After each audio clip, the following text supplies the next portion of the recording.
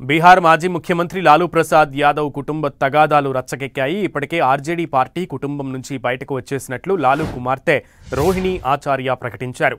మరో ముగ్గురు కుమార్తెలు రాజలక్ష్మి, రాగిణి, చంద తమ పిల్లలతో పాట్నాలో లాలూ ఇంటిని వదిలి ఢిల్లీకి పయనమయ్యారు. మరోవైపు రోహిణి ఆచార్య తన సోదరుడు తేజస్వి యాదవ్పై తీవ్ర ఆరోపణలు చేశారు.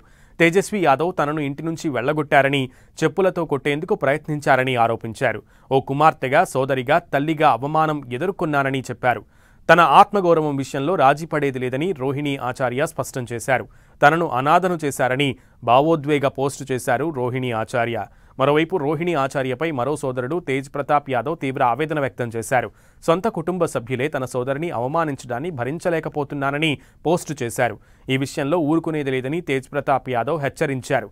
అటు లాలూ కుమార్తె రోహిణి ఆచార్య కుటుంబాన్ని ఆర్జేడీని వీడుతూ తీసుకున్నటువంటి నిర్ణయంపై ఆర్జేడీ స్పందించింది. అది పూర్తిగా కుటుంబ విషయమని పార్టీ ప్రతినిధి మృత్యుంజయ్ తివారీ పేర్కొన్నారు.